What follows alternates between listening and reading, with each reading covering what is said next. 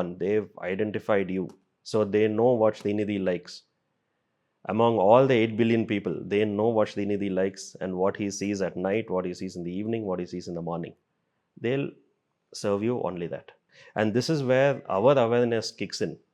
There is a battle between AI and consciousness. Work was a classic thing. I was even in the news reports, right, a month or two back. People were on in Delhi, Patna, they were all protesting. When you are asked, they have no clue what it is about and what are the ramifications. So, yes, social media is being harnessed for this. For far too long, cultures like ours, cultures like African, they've been relegated. We are not accounted for in the worldly discourses or policy making. And do you think we can design some of AI models to be more spiritual and moral and ethical? Changing AI from a foundational way only through retraining and putting in more Indic data will be like flogging a dead horse. And at the same time, counterproductively, you are giving a lot of Indian civilizational data to the control centers in Silicon Valley.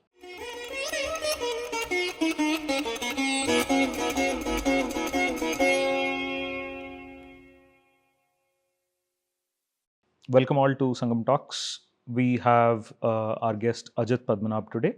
He is the founder and CEO of Who We Are, a company that uses virtual reality and augmented reality to bring Indian heritage and culture to life. Known for promoting Heritech, which actually stands for Heritage and Technology, combining this for creative and educational purposes. He's an active speaker in conferences like TEDx and also in G20, where he talks about topics of using AI responsibly and, of course, digital culture. He works with an organization like India Blockchain Alliance, advising them on metaverse and blockchain projects. And Who We Are as a company is also featured in business case studies and media for the innovative work they're doing, connecting Indian technology and traditions with massive AI technologies that's in place at this point. He believes strongly in using technology not just for progress, but to protect and promote our cultural values as well. So, Ajit, thank you for being a part of this. Thank you, Srinidhi. Thank you for having me on the show. So, we'll start off with some introductory questions. We'd like to know, for the audience sake, what is Who We Are? How did you come up with this organization? So, Who We Are, as you rightly introduced, it's focused on digital heritage, arts, and culture. And we believe strongly that the civilizational resurrection, as we say it, it's high time that we receive that in India. And Who We Are is right at the cusp of it. So essentially what we do is we leverage animation technologies like virtual reality, augmented reality, to retell the stories of our past visually, orally, multisensorially. Not only to attract the younger generation and to make them realize that their ancestry was so deep, was so knowledgeable, but also to the elderly population who cannot travel to these places physically, we provide a hyper-realistic experience. So the essence of Who We Are is to find out who we are and where we come from, and look at leveraging technology for the good, as you said, protecting and preserving our culture, and also disseminating our culture globally. Very nice. And where can we find more information if our audience want to go on the web and look at it? So you can find some information on our website, and we are not on social media for reasons that we believe we made known during the conversation. But yeah, you can find us on our website, and the entire team is just a call away. We are happy to work. We are happy to provide our experiences on this topic of history, heritage, arts, and culture. Wonderful. Thank you, Ajit.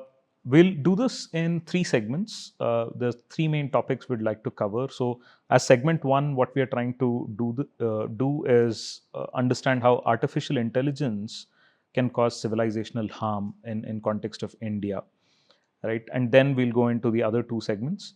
So, firstly, Ajit, how do you define civilizational harm in the context of AI? Yeah, I mean, it's a perfect question to start with. I think in the entire whirlwind of artificial intelligence globally, we have to realize that every technology till date has been a double-edged sword. There are pros, there are cons, and we have to look at a measured usage of these technologies. It was true of radio, it was true of TV, it was true of mobile phones, and now it's pretty much true of artificial intelligence also. Um, Basically, in terms of the demography, if you look at India, right, um, we are looking at the largest consumer base of social media in India, 1.6 billion users of WhatsApp, Facebook, YouTube, and Insta combined. Add to that, among the 20 economies of the world, top 20 economies of the world, India is the youngest country. Mean age is around 29. So that gives us a lot of demographic dividend, but at the same time, the risk of falling into habit forming usage of social media and the addiction and the ramifications of it. So I think in terms of civilizational harm, I would define it as the propensity to harm a certain individual and a society by virtue of compelling the usage of a technology, by virtue of changing the habit of that person or that individual on how technology is consumed by him or her. So I think we are at the cusp of that, and we are experiencing that with AI in the recent past, where we have seen a sudden upsurge in the usage of GPT or social media or whatever, and it has led to suicidal tendencies. It has led to a lack of image consciousness in the adolescents. Um, Over dependency on GPT for reports and project reports and stuff like that, which is diminishing your brain activity. So combine all of this, you will realize that at a civilizational level, we are running on a TGV train and hitting a boulder in no time. So that's the reason we have to be very, very well aware and conscious of AI as a technology, and you have to be individually conscious of how you will use it. Are you overusing it? It's up to the individual, it's up to the society, it's up to the world. Thank you. I can just relate to some of this. Like, historically, we could remember at least 20, 30 phone numbers in our brain before mobile phones came up. And now it's hard to even have 5 phone numbers in your memory. And it's only visible by the use of ChatGPT or any other AI tools or LLMs that have come up recently. Uh, People are over dependent. Even to write a smallest of email, they will say, "Can I ask ChatGPT to do this?" So it does mean there is brain drain happening in a Absolutely. In fact, there was bad a way. research done by MIT Media Labs. It was published just last month, where they took, I think, a set of 50 people, 50 odd people, and they gave them a test of writing an essay. They split it into three groups. One wrote an essay with GPT's help, one with Google's help, and one on their own. It's incredible that the recall value for the ones who wrote it with GPT, they were not able to recall the essay at all when they were asked, you quoted this data, where did you get this from? So 16% of that GPT group was able to quote from the data. Now that tells me that the brain function of that probably prefrontal cortex or whatever it is, it'll all shrink with time, right? The best producers of the essay, which was an emotional content, was the one with the brains, not with Google, not with GPT, because the ones with GPT, they were very, very neutrally placed, unemotional. Uh, so these kind of researchers are much required.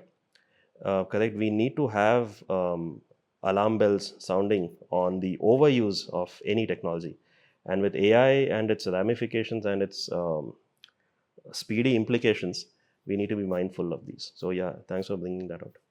Correct. And according to you, what historical parallels can we draw when it comes to disruptive technologies, or that's changed our civilization historically? So the earliest disruptive technology that for the civilizational change, I would say, weapons and warfare, obviously.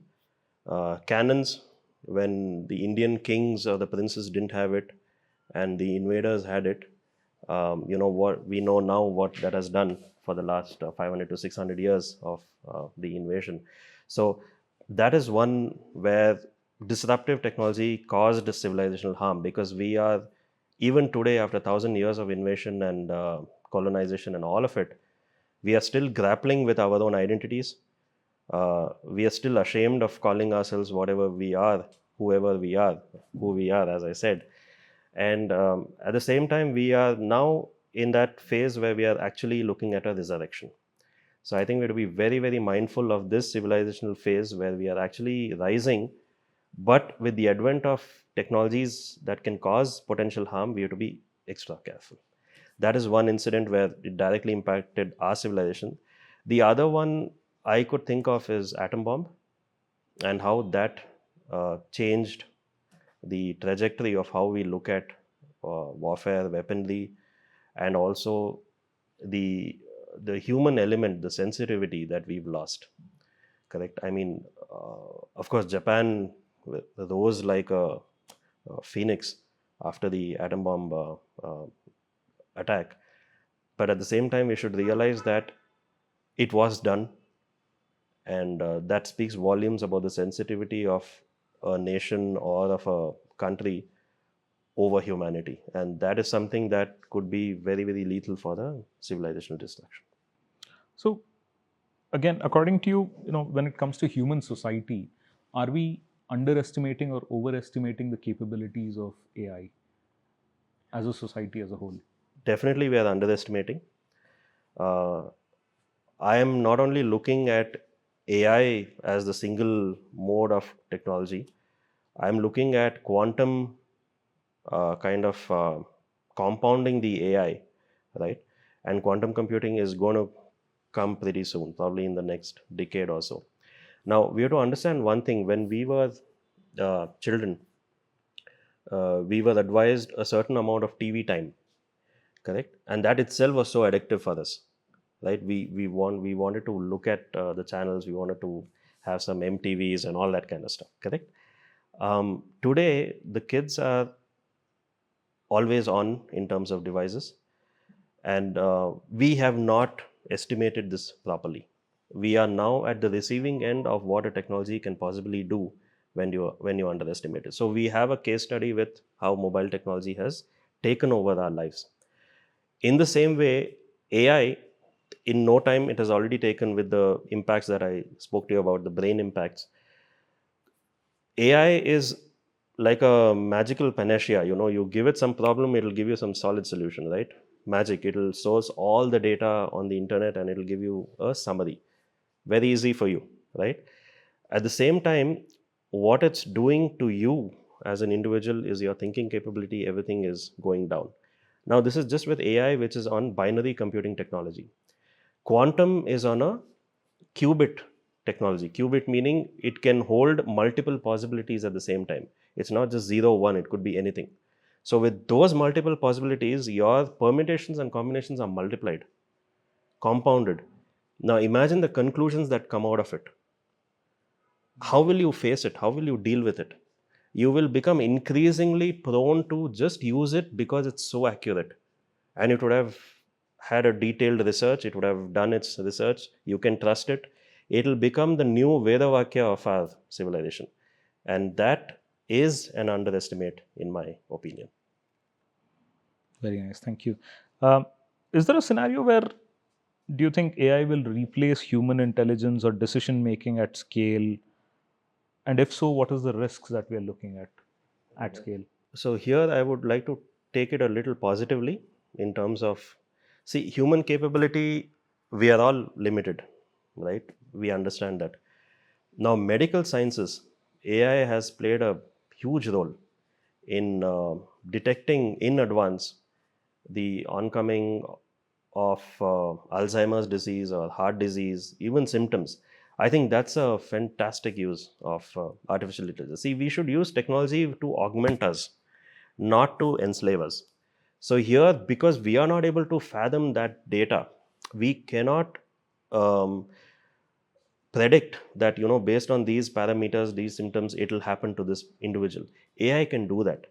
And there I see the scale of that in medical sciences would be a boon to humanity overall. So there I would count AI as a big thumbs up. Um, in terms of risks, when the scale out happens, as I already stated with the quantum and with the AI, the risks are for everybody to fathom, first of all. See, we have to prepare ourselves for this technology unleash. Um, Healthcare, defense, all of them are great use cases. But when it comes to consumer technologies, that's what we are all facing, right, on a daily basis. Consumer technologies, we got to be very, very careful. The risks are obvious. It's on your mind, it's on your body, it's on your consciousness. It's attacking you at different levels. It's going to dumb you down, it's going to numb you. I'll take the example of Venezuela. It was the one of the largest oil producing economies in the world, right? But now they are in absolute negative. I mean, their currency value is, I don't even know how many zeros are there after the one or two, right? So they earn a daily living by playing games which are called play to earn, P2E games. Okay, so that's how they are subsisting. They play games, they earn the crypto over there, and they have their food in the afternoon or in the night. Okay, so basically we have reduced an oil generating economy into a numbed economy today. So these are not risks or dangers that are not perceivable today. There are case studies happening today as we speak. It's up to us to learn and redirect ourselves in the right direction. How can AI exacerbate inequality between nations or people, do you think? Super question. So let's begin with how AI started. AI started in 1950s. Okay, bunch of American universities, and they were looking at algorithms of Bayes, Lagrange, Laplace, and all of the guys we studied in engineering, right? So they started with those algorithms and started solving mathematical problems with a higher compute speed. We have to remember that back in those days it was mainframe, right? Mainframe are these long, large computers with limited processing capability, but these guys were able to crack it and compound the processing capability. That's how AI became a little powerful back then. When in 60s and 70s they started using AI for little photos or image recognition kind of a thing, digital image processing, and it came out to be known in 80s and 90s. They started using photographs to identify patterns, pattern recognition. Now most of the patterns were based on photographs of male whites. So there you go. There That was the is data set. That was the data set. So there itself you start with a discrimination that is unprecedented, right? Now cut to 80s and 90s. We still don't have internet. We still don't have YouTube, Google. None of it existed. So we have to understand the timeline. 80s, 90s, a lot of these magazines and photographs were used to train these algorithms. Of course, we now know the Panda data set as the most popular, differentiating between black and white and the patterns and stuff like that. But that same data, when it was plugged into social media apps like Orkut, right, or Facebook, that's what started this whole revolution. So we, as the non-white civilizational community, be it the blacks, the yellow, the reds, or whatever the colors are, we were subjugated to the algorithmic behavior based on a pattern that was analyzed in US of A. Right? It is that segregatory. Of course, now things have moved on. Over the last decade, we have looked at um, a social media upsurge. We are happy to give our images, our videos, our thoughts onto the social media, thinking that we are getting higher likes and higher loves and all that. What we have done, knowingly or unknowingly, is given our data back. So privacy is out of the window, right? As this happens, we are trying to narrow the gap of the AI, the way the algorithm behaves. That's fair enough. But are we looking at separating nations and communities? Of course, because we are looking at homogenizing this whole thing. We are looking at it from one single lens. That this is how it should be, this is how the behavior should be, this is how the person should look. Beauty definitions, whatever it is, everything is homogenized. That I feel is a is a way in which AI will accelerate this whole discrimination, this whole isolation. And the proof is today, when adolescents, you talk to them, they feel a sense of isolation. They don't have the social skills to meet people. What do we do when we meet people, etc., etc. And that will only separate civilizations. That will only separate nations from each other. Fair. Then, do you think civilizational harm from AI is coming from people who control AI or from AI itself? Yeah, I mean, I think this is a very, very powerful question. Um, let's take the numbers first. So, India AI is that Government of India mission to look at bringing out startups from India to build foundational models, relying on Indian culture, Indian ethos as the entire mission, India AI mission. The funding for that is around 10,000 crores, okay, nationwide. This includes GPUs, computes, startups, all of that. OpenAI, on the other end, the investments that it has had till date is equivalent to 5 lakh crore rupees, just OpenAI. And there was this phase when the art painting happened, right? Ghibli, or whatever that was called, right? Ghibli. So Ghibli was such a rage. Everybody and Tom, Dick, and Harry had their profile photos from Ghibli. So much so, Sam Altman had to go on air and tell that stop using this Ghibli thing so much. It's burning our servers, CPUs, right? 5 lakh crore investment, GPUs burning. Sam Altman announcing that stop using it.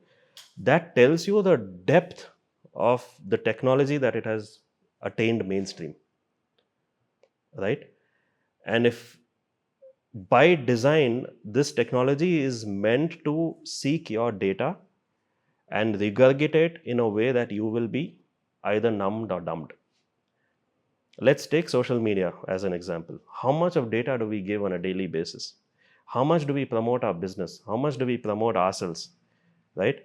The best photographs, the best scenery, the best videos, your thoughts, your absolute personal thoughts, your journeys, right? Everything goes into this particular data. And when you put that through a neural network, which is a bunch of connections that can give you outcomes that you cannot fathom, correct? Much like they did in heart disease and Alzheimer's that I was alluding to. Just imagine what that can do to a societal narrative. If 80% of the Indian population talks about a certain Bollywood film releasing next week on social media, imagine the narrative that it's building subconsciously, the AI model I'm talking about, right? The next time a movie is getting released, the AI will know what to do.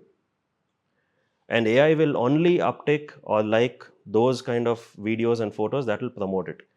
And anyway, the social media is getting all its money from ad spends. That is their main source of revenue, correct? So this is tallying well into the fact that you can not only own people's data, but you can Start manipulating it. start manipulating, define their trajectory of thinking, alter their thinking, alter their mind consciousness, all of that kind of stuff. Anything is possible. So I do believe, yes, the biggest gainers of all this has to be the control centers, because otherwise nobody invests such money without realizing what the returns are, correct? We have to be practical about it. I still remember Steve Jobs when he released iPhone and all that. He said none of his kids use iPhone, correct? There is a reason for that, because he knows the underlying technology, the damage and the harm it can cause to his kids. But the others' kids are of no value. They become a test bed. We are guinea pigs. Globally, we are guinea pigs. 1.6 billion users in India alone is no joke. Everybody, the vegetable vendor, when he's having a break, what does he do? He scrolls down. That for me is the biggest threat, and the control centers are lapping it up. That's something we'll have to look out for. Absolutely. Now, how can AI systems reinforce this bias or systematic injustice that's happening, maybe intentionally, maybe unintentionally, right? Hmm. I think we've touched upon this a little already. Um, See, unintentionally, we can't control the ramifications. And here you're talking about um, whether they have some um, applications on diversity and cultural ramifications, right? Diversity, I've already told you, the male white data that started it all. And just to continue on my previous answer, with that kind of data, they can align your political thoughts, align your cultural thoughts to whatever they think should be the way. Okay, let's take the example of uh, events that happened. Brexit, the 2016 elections in US, the CAA riots in India. Everything was triggered by social media as a mass movement. It was all orchestrated on social media. And just look at the havoc that it created overall. CAA riots, for example, I think a month long non usage of the highway, correct? Court cases one after another with little or no resolution or no respite. People were in the receiving end, right? And cut to the US Capitol riots, where people just went berserk after the election results announcement in 2020, where Facebook had claimed that they will control the hate speech and all that, but apparently I think Frances Hogan was the chief in charge in Facebook, and she was in the civic integrity department or something like that. Okay, and she kind of became the whistleblower, and she said Facebook kind of switched that off after the 2020 election announcements, and then hell broke loose. So that's the kind of work we are dealing with here. Okay, so unintentionally we can't even fathom, but intentionally they have the controls to kind of channelize your thought process, your ideologies, your political thinking, your geopolitical alignments, your religious beliefs, your philosophical leanings, your spiritual learnings. Because you go on YouTube, you get these videos, you'll consume because you like them, correct? But the YouTube will create a echo chamber. You will start getting only that kind of content. That's how they are policing you. They are gauging your thought process. They will quickly turn that around, and So they'll start what feeding is you. called personalization is essentially putting you into Absolutely. an echo chamber. Personalization not at the level of n equal to 10 or n equal to 100. This is n equal to 1. They've identified you. So they know what Srinidhi likes. Among all the 8 billion people, they know what Srinidhi likes and what he sees at night, what he sees in the evening, what he sees in the morning. They'll serve you only that. The same thing, they'll know what Ajit Padmanabh likes. They'll serve me only that. And this is where our awareness kicks in. There is a battle between AI and consciousness, right? Consciousness is still supreme. There'll never be an AI that'll, that can build consciousness on its own. Never, never. Even Subhash Kakji, everybody is told that, and I agree completely. But you have the power of consciousness, so you have to think of yourself as one up over AI, right? And you use this conscious to be aware that, look, YouTube is feeding you this video. Do I see it now or do I postpone this? So that whole thing of delayed gratification, you have to absolutely apply, because that is the only way your sanity will be saved. Otherwise, digital slavery is on its way anyway. We've already started seeing, things like the Waqf board movement where people just come in and say, why are you protesting? They have no idea. Uh, do you think social media or AI can get to a state where it'll start gathering people for protests or riots or anything, where they actually do not know the intended reason behind why they're there, but they're there because a bunch of other people of similar groups are just congregating? Absolutely. Very pertinent question, and I'm happy you asked this question. Uh, I mean, it's not a concept anymore, it is a reality. This has happened. This has happened. CA riots was a classic case. people in the media houses would go question some of these ladies, as kids were in the protesting place. Kids are not, I mean, they should not be allowed there, first of all. Kids, ladies, gentlemen, all of them were there. And most of the media houses, when they asked them, do you know what you're here for? They didn't know. Same goes with Waqf, and same goes with any mass movement nowadays, where there is a herd mentality, right? I mean, if I can just switch to, Slightly fear of missing out on being a part of it.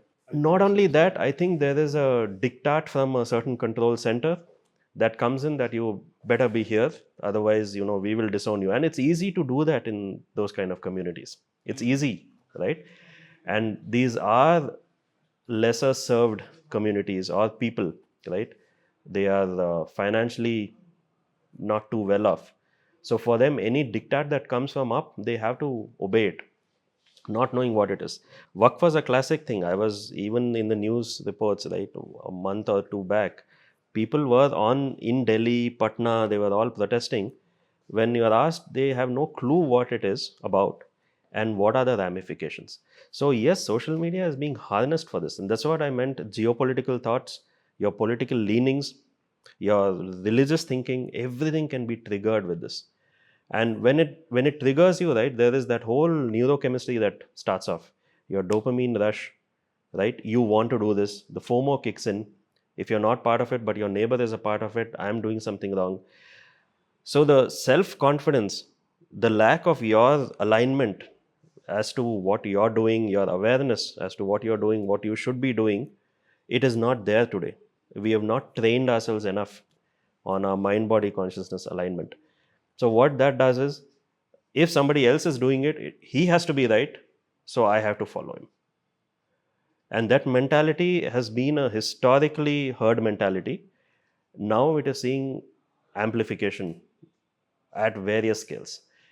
Otherwise, protests in various cities of India, or even the Egypt protests in 2011. Egypt protests in 2011 were orchestrated by social media.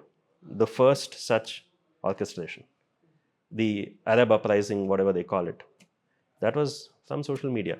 I'm sure many of them didn't have any idea what they were doing. Here it is very, very pertinent. And it's because India as a society, we have various strata of knowledge, economics here. Some people know a lot, most of the people don't know anything. The guys who know a lot, they kind of dictate terms to these guys who don't know anything, and they would have served something for these guys, so they are in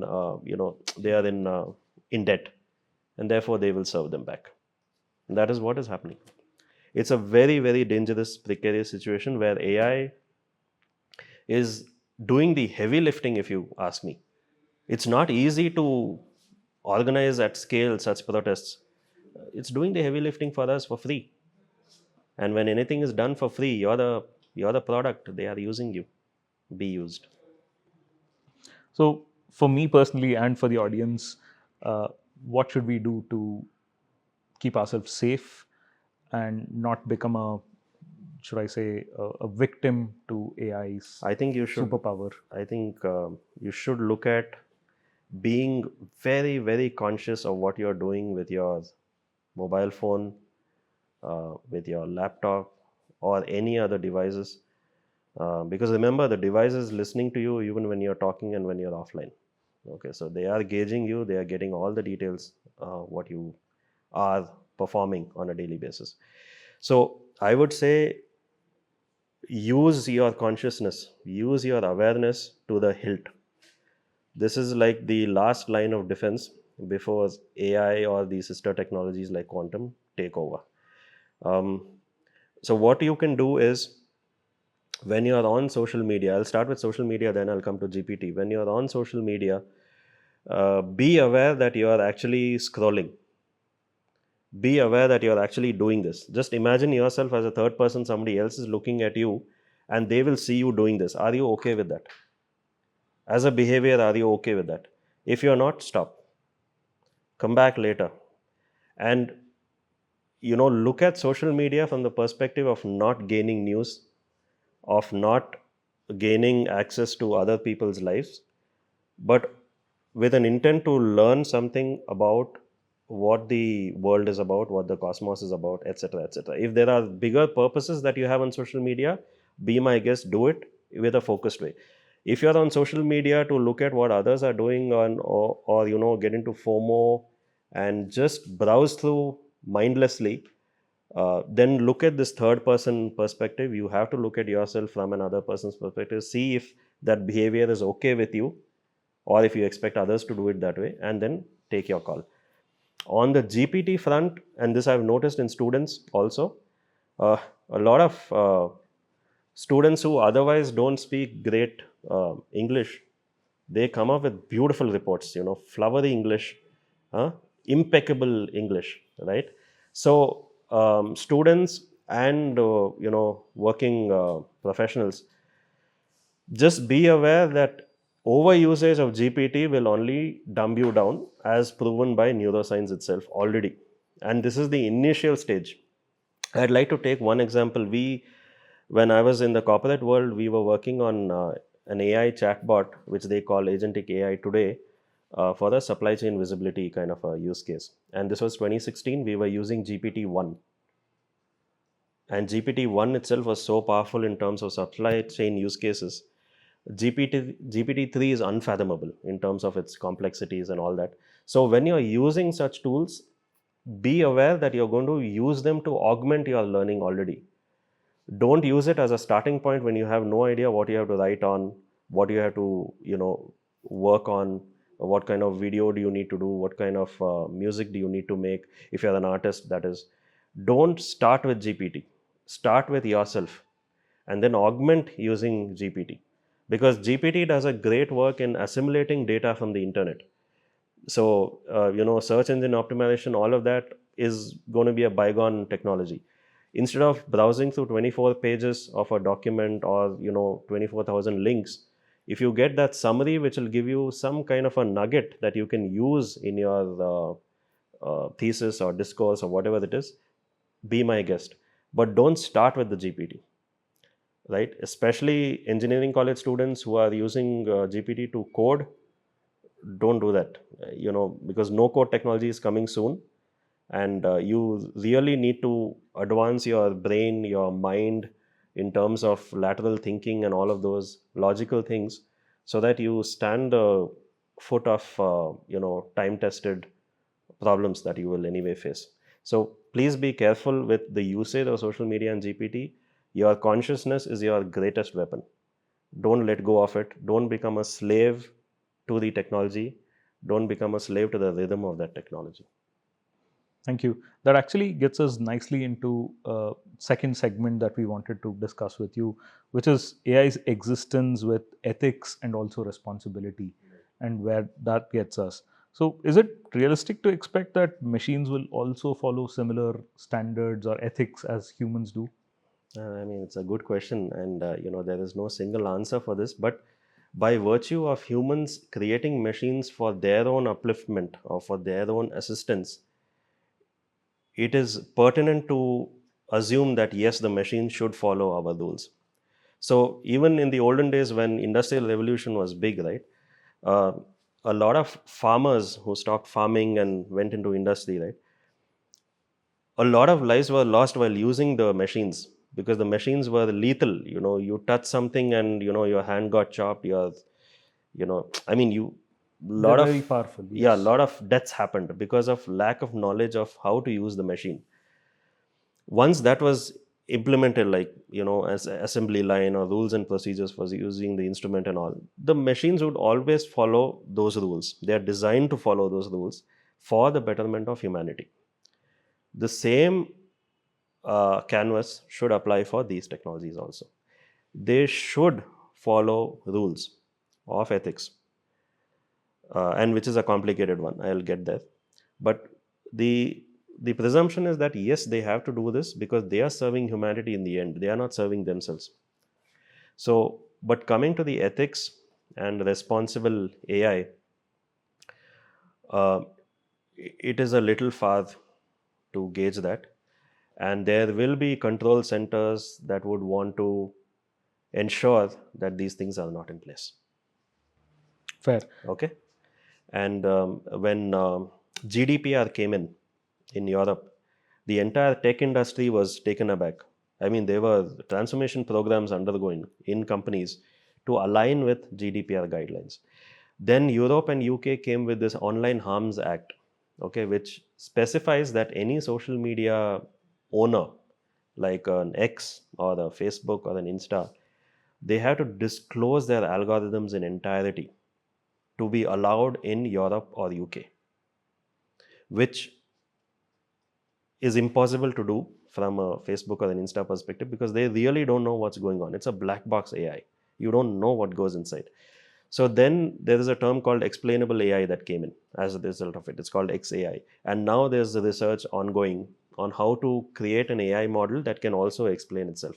That's why you have seen GPT phase by phase, it'll tell you how it is coming to the conclusion or the summary, right? It's all part of that explainable because Europe and UK enforced it. And I hope the DPDP Act or any AI Act that India gets has to be one level above what Europe has done. Because at this point in time, I think I'd like to bring out on 23rd July, the US government came out with its own action plan. It's called the American AI Action Plan, where, I mean, it's a draft right now, um, where they want the Americans to model AI and the American model of AI to be consumed by its allied partners worldwide. So, what we saw in the 30s and 40s about Hollywood as a cultural renegade for the rest of the world, now we are looking at this weaponization for the civilizational destruction. If we are following AI models the way we followed American research in the 70s, when ghee was called bad because it was fatty. In 70s, ghee was called bad.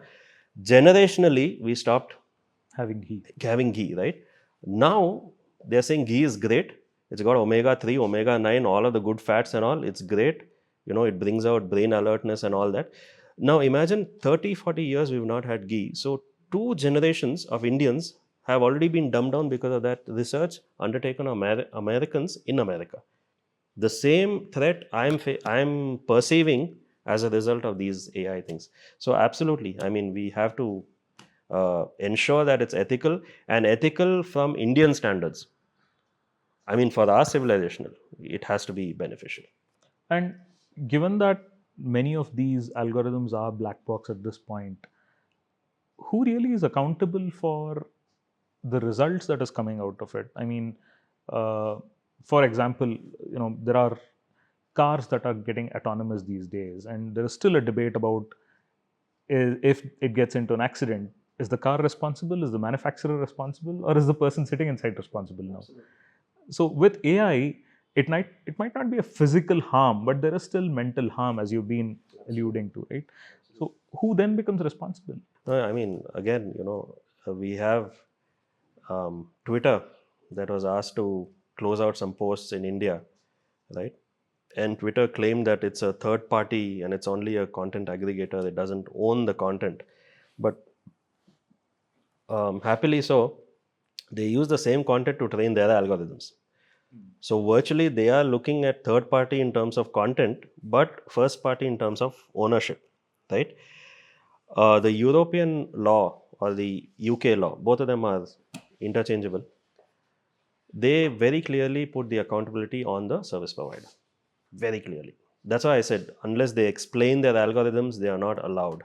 So week on week, I think Facebook or Google, they end up paying $1 billion, $2 billion in in fine and all that in Europe, week on week, month on month, or whatever. And they are happy to do so because they are anyway having a good cash flow. They're having the investors behind them, and they have the bigger goal of controlling the overall arch of this technology. Correct.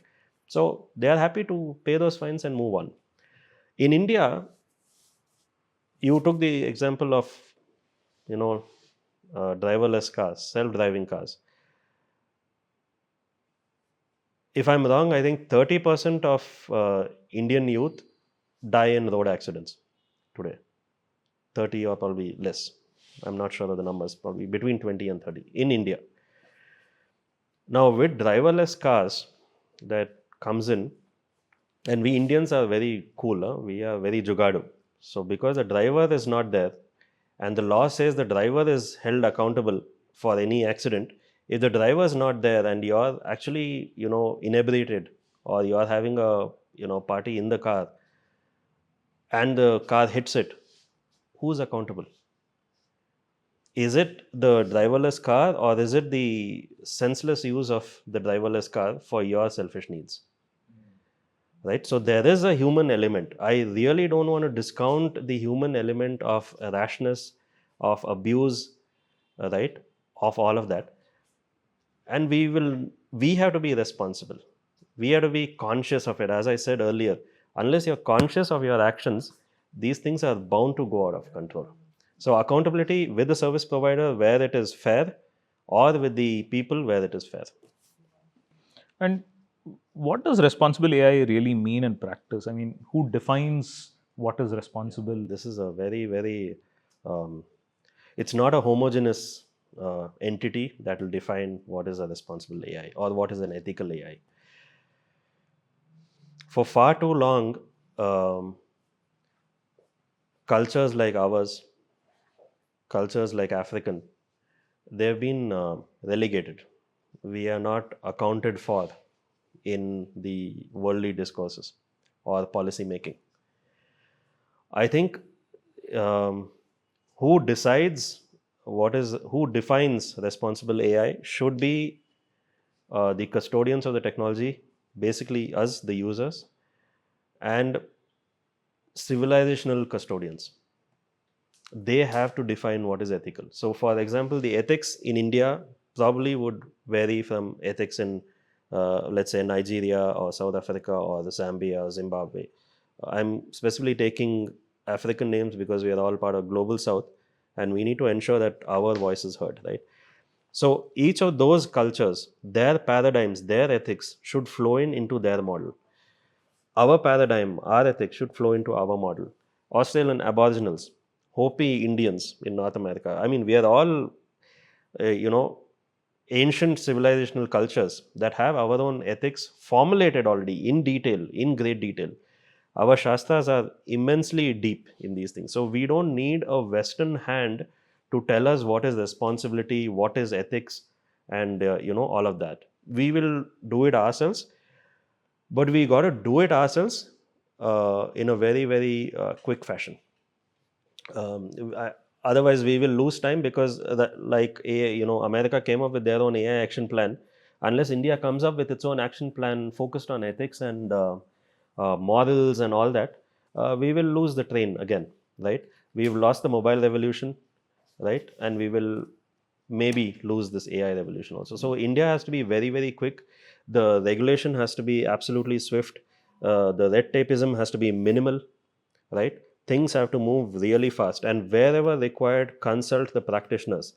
For example, we are running a pilot on Dharmic AI, okay, where we are consulting Sanskrit experts on Shastras, and we are also working with computer scientists in US and in India on how we can algorithmize those Shastras as they are. Because these Shastras like Kautilya's Arthashastra or Vidur's Niti Shastra or Tantra Yukti, all of these have behavioral models within them. I mean, each of those suktas is a solid behavioral model. How a man should be, how a woman should be. I mean, not at the thing of gender, inequality and all that, but how a behavior should be. Can that be codified as a ready-made behavioral model to drive ethics and behavioral righteousness? Right, that is what we are onto, because as I said, who we are is into virtual reality and all that, and we are building a metaverse. That metaverse has to have a responsible consumption rate. So we want the behavioral analysis to come out of these suktas into AI, and we will reward the users of the metaverse when they use it less. Okay, so it is counterproductive to what social media is doing now. They are rewarding people who use more, and you become habitual. We want to desist it, because technology as such, you take you have a temple walkthrough, you feel devotional about it, you come out of the metaverse, right? So we want to bring those things in. The sooner India does this, we will be able to help the global South with similar models, and they can tweak based on their civilizational ethics. Unless we do it, I don't think the control centers in the Silicon Valley, they are not worried about these things at all, right? They follow an Ayn Rand kind of philosophy, right? At least that kind of philosophy. They always will play victims. Whenever Congress calls these guys, they'll say, "Oh, we are victims. We are doing our best. We are for societal good and all that." But hindsight, they are not doing any of it. They are okay with profits. They are okay with more investments as long as their agenda is met. So we can't bank on them to tell us what is ethics, what is responsible AI, and all. We have to build it ourselves with our own cultural nuggets. Also sort of makes me think a little bit, uh, and I have been a victim to a few things in that format, to say every time we try and talk to somebody in the West, we try and take our ideas and put it in their context. In other words, we are modifying our own ideas into something that suits them to understand. And it's always been a sort of reverse imposition of, hey, this is how a Westerner would pick it up. Just as an example, if I had to explain a simple dosa to somebody, I would say, hey, that's a pancake. It's a pancake, yeah. True. Not really. It's much more different. It's much more elegant. It's much more savory, whatnot. And much But more healthy, probably. yeah, probably because it's got less sugar in it. But what I'm afraid of is, are these models imposing Western thought again in the next generation and looking at it as a civilizational harm in that way as well? Absolutely. Absolutely. I mean, they're designed for that. They're designed for that. So even today, let's say you put social media posts or you use GPT, whatever it is. Let's take the example of GPT and generative AI, since we've not touched upon it. You put the photo of a temple, okay, image, and you say, finish that broken area, complete that broken area. There was a classic case study that I was a part of. Rishihood University is doing some research on this, okay. So they presented a paper just 2-3 days back, so I'm quoting from there. So they took the Hampi Narsimha, that Narsimha statue is there, right? They took that as the base image.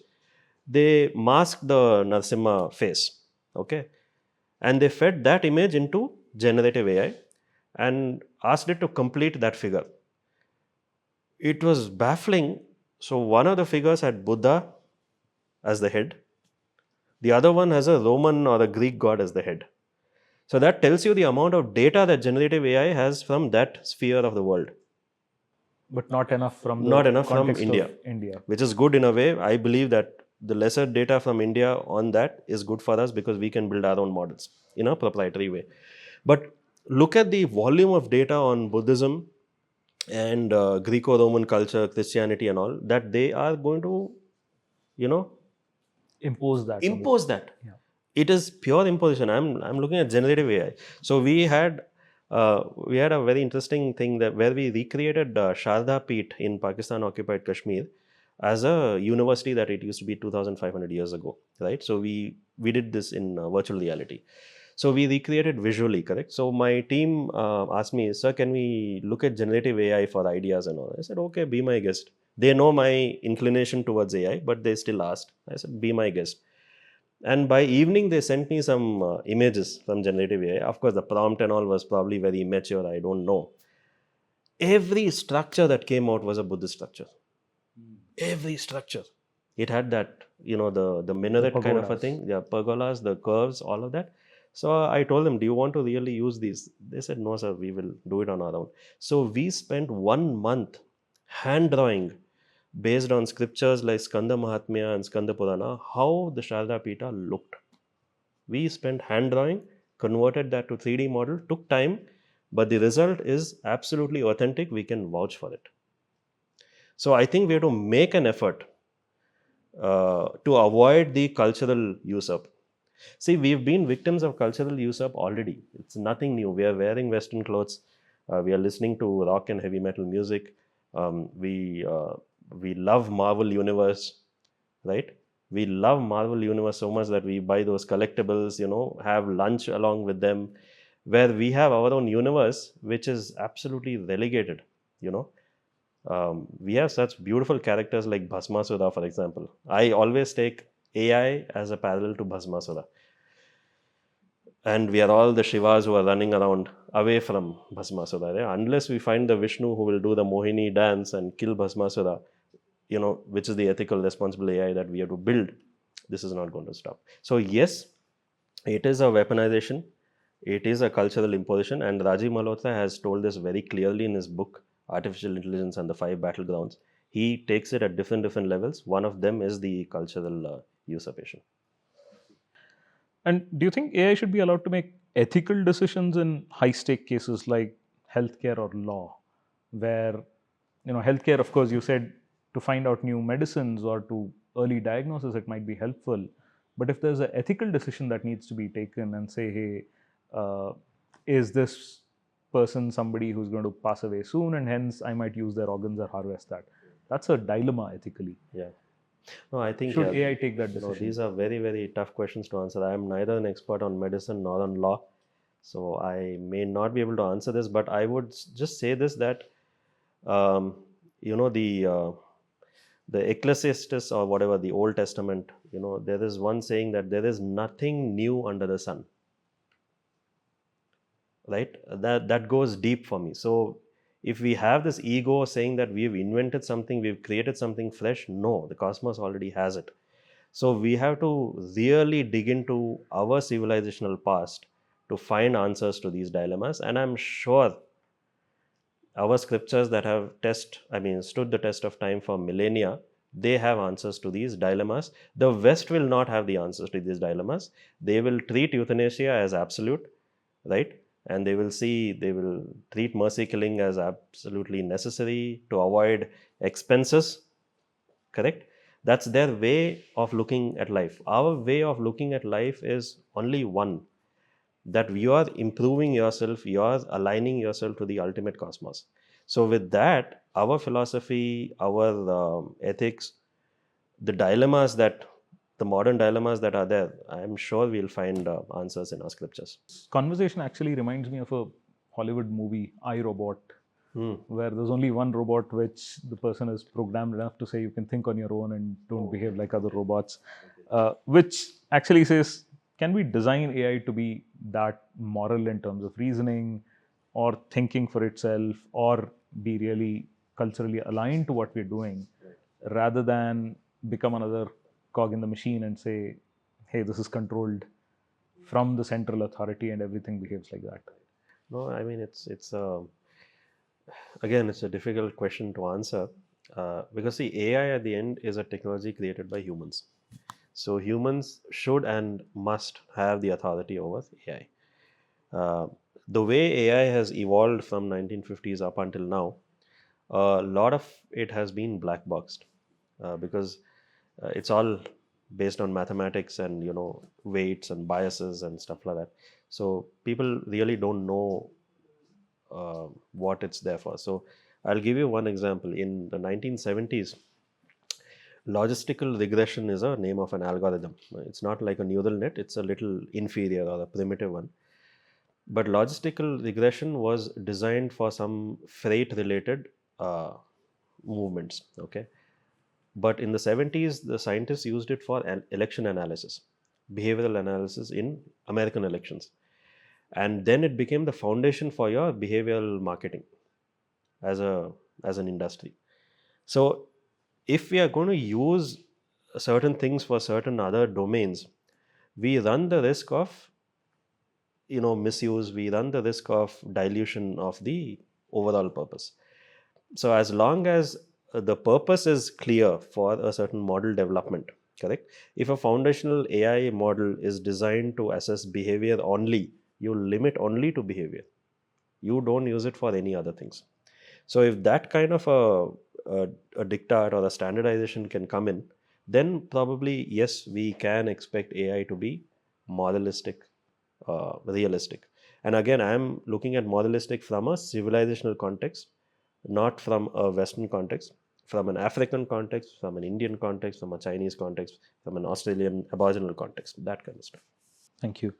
That helps us move on to the third segment, which we wanted to discuss, which is coexistence of AI and Dharma, as we will need to have Dharma in everything that we do. And is it possible to at all retrain some of these AI models or build a new AI model which is built on the foundations of Dharma rather than on the foundations of pure mathematics and science? Because there is ethics built into Dharma naturally, right? So, how would you define Dharma in today's digital world or globalized Oh, world? I will define it absolutely the same way as it used to be defined earlier. Dharma is your duty. And in this day and age when AI is there, the word your and you becomes absolutely pinnacle. You have to exercise your self control, you have to exercise your discernment in using this technology. So I would define it the same way that they had defined it. Dharma is duty. And do you think then Dharma is relevant at all in designing or interacting with AI systems today? I believe so. I believe it is relevant. Uh, as I said, I mean, we've touched upon this, and there are ways where our dharma can kind of compound the technology called AI and make it a little more sensible, sane, and more responsible. Thank you. And do you think we can design some of AI models to be more spiritual and moral and ethical, or is it continuous, or would it continue to be rather a fundamentally value neutral kind of a engine moving forward? So, see, algorithms are basic mathematics today, right? All the Western algorithms are pattern classifiers or some kind of an equation jargon and all that kind of stuff. In ancient Indian mathematics, like whatever Bhaskara and all these guys were doing, right? There is an interesting concept of Drik Ganit Aikyam. Drik Ganit Aikyam means Drik is Drishti, observation. Ganit is mathematics. They believed that mathematics without observation is not helpful. I think this is a paradigm shift from the AI of today where mathematics is only used for equation crunching and there's no observation being done from the mathematicians. And that is why I am thinking that fundamentally AI of the West is failing. If in our philosophy, this this is like, I think this is 7th or 8th century CE. Imagine their foresight that they said that observation and mathematics has to go along together. They are one and the same. That's how astronomy developed in India. They would observe and they would calculate. Both have to tally. With AI, one is happening, the other observation is not tallying. We are not feeding back this data into the algorithm to kind of, measure it. There are self-supervising algorithms who learn on their own. Like there was this game called Go, which beat the Go champion worldwide, right? So self-learning happens in AI, but there's no gauging that self-learning is moral, ethical, or responsible. It's a self-learning. I believe if we bring this observation paradigm into that whole AI modeling, which is there in our Shastras, we will be able to bring this out. That AI can definitely be moralistic and compassionate, right? And all your ethical dilemmas of self driving cars would be out of the window. So then, do you think AI can actually help us bring back the dharmic sense into the civilization and say, hey, we can revive dharma using AI if defined and designed properly? If this, yeah, exactly, you just said the words, if defined and designed properly, because I see a lot of GPT tools coming from Dharmic segments of India, like Gita GPT, this GPT, that GPT, right? Q&A, okay? And they feed Bhagavad Gita translations and you will ask a question in English, they'll answer in English, right? There is no Sanskritam there. There is no primary source. There is no authenticity of that information that you are getting, correct? Now, there are two schools of thought here. One is in India, we just want to catch a wave. We want to ride the wave. So AI is a wave. You have certain cultural resurgence happening in India. Connect both the dots, and you create something like Gita GPT. There is no fundamental development undertaken. There is no checks and balances put in to ensure that it is actually being useful to the user, and it's not a gimmick, correct? And I'm taking Gita GPT just as an example. Just don't hold me against the words that I'm using. Gita GPT is a case in point, right? And this speed of execution, no, this has to be curtailed. This has to definitely come down. We have to slow down.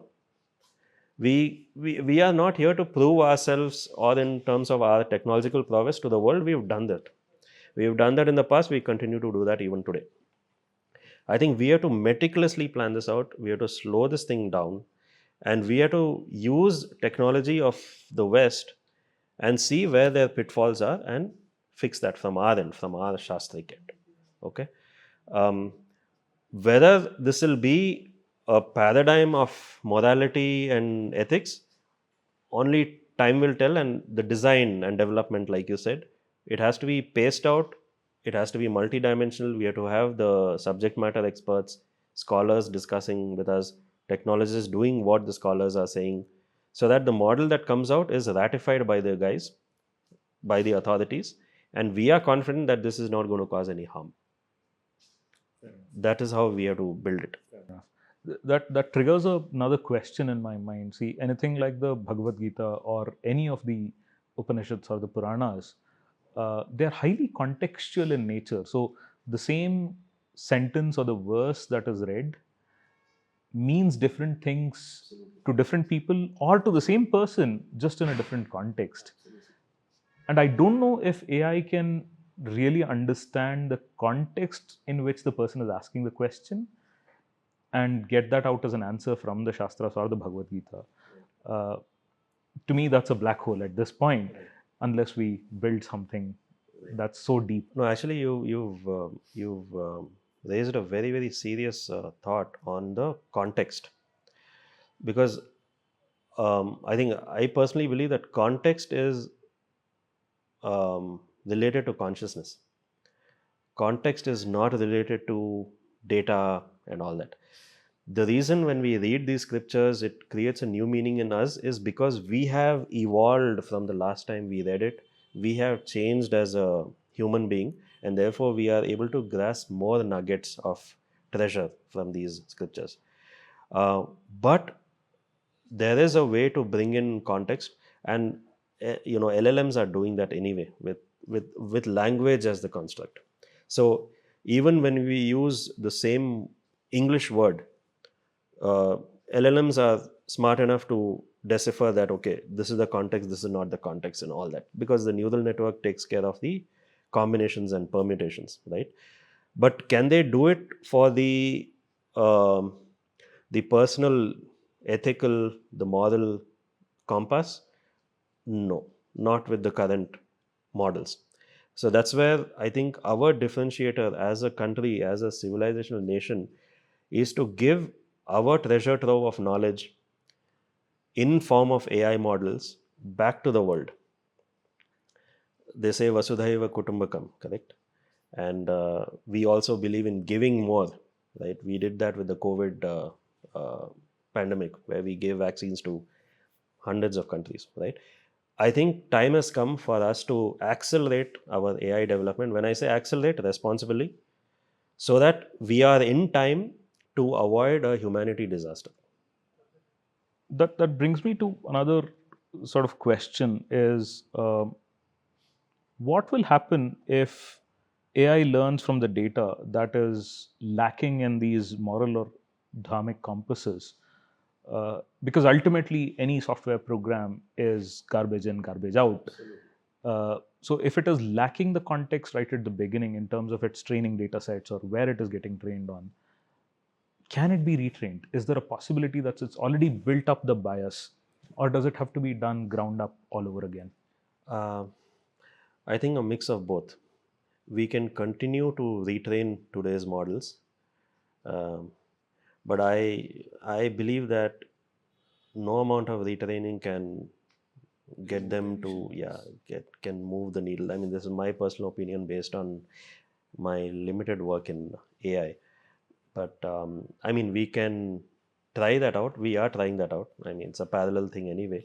But I still strongly believe that changing AI from a foundational way only through retraining and putting in more Indic data will be like flogging a dead horse. And at the same time, counterproductively, you are giving a lot of Indian civilizational data to the control centers in Silicon Valley. So you are actually causing more harm to the civilization by training these items, right? So we have to be mindful there. That's good to know. That's really good to know. And in what ways? I mean, we've spoken so much about what AI is doing, but how can we make it our friend? How can we make sure that it starts helping us spread the Dharmic word and make sure that people are ultimately coming back to Dharma, which is the righteousness? Absolutely. So good question. So when I meet somebody, I like to get to know him or her and then gauge based on my level of evolution, my mind map, or my consciousness, whether I should continue with him or her, or whether I should, maintain distance, right? You meet all kinds of people, correct? Now, this is a social structure or a social mannerism where you are looking at um, gauging people and their psyche and whether they are in alignment with you or whether they are causing you harm or whether they are going to likely cause you harm in the future, correct? That's how we make friends in school, college, or even in institutions or organizations, correct? We stick to people who we bond with and we kind of stay away from certain people who are doing some nefarious works or something. Cut that same paradigm, put that into AI.